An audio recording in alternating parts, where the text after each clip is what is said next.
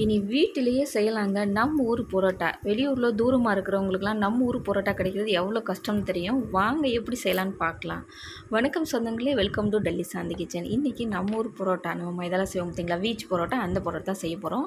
நான் மைதா எடுத்திருக்கேங்க. அதில் கொஞ்சமாக உப்பு, நான் எண்ணெய் பட்டர் எதுவுமே போடல. நார்மலாக உப்பு மட்டும் போட்டுட்டு நல்லா மிக்ஸ் பண்ணி விட்டுட்டு நல்லா தண்ணி விட்டு நல்ல மாவு பிசையணுங்க. நல்லா இழுத்து இழுத்து பிசையணும் மாவை. நல்லா இந்த மாதிரி சாஃப்டாக வர வரைக்கும் பிசையணும். நான் ஒரு 20 நிமிஷம் பிசைஞ்சிருப்பேங்க மாவை.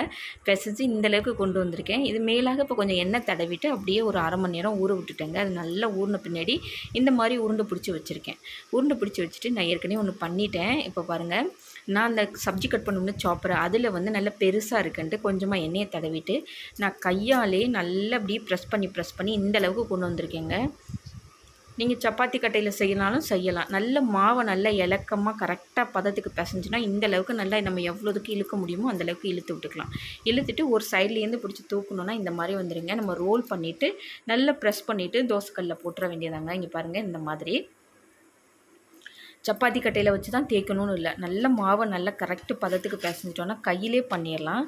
பாருங்கள், சூப்பராக போட்டாச்சு. நல்ல மீடியமாக கேஸை வச்சுட்டு 2 பக்கட்டும் நல்லா எண்ணெய் ஊற்றி திருப்பி போட்டு எடுத்தோன்னா அருமையான நம்ம ஊர் வீச்சு பரோட்டா, ஹோட்டல் பரோட்டா சூப்பராக ரெடி ஆகிடுச்சு. பாருங்கள், நல்ல லேயராக அருமையாக வந்திருக்குங்க. நான் ஏற்கனவே பசங்களுக்கு இது மாதிரி செஞ்சு கொடுத்துருக்கேன்.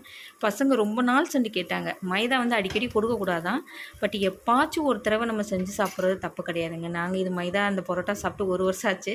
இப்போ தான் பசங்களுக்கு மறுபடியும் செஞ்சு கொடுத்துருக்கேன். பாருங்கள், அருமையாக வந்திருக்கு. அடித்தோன்னே பாருங்கள், நம்ம கடையில் வாங்குகிற மாதிரியே இருக்குது பாருங்கள். இதே மாதிரி நீங்களும் வீட்டில் ட்ரை பண்ணி பாருங்கங்க. நான் இதோட குருமா வச்சு கொடுத்துருந்தேன் பசங்களுக்கு. சூப்பராக இருக்குமான்னு சாப்பிட்டாங்க. இந்த வீடியோ உங்களுக்கு பிடிச்சிருந்துச்சுன்னா லைக் பண்ணுங்கள், ஷேர் பண்ணுங்கள், சப்ஸ்கிரைப் பண்ணுங்கள். பக்கத்தில் இருக்க பெல் பட்டனை மறக்காமல் தட்டி விட்ருங்க. நன்றி, வணக்கம்.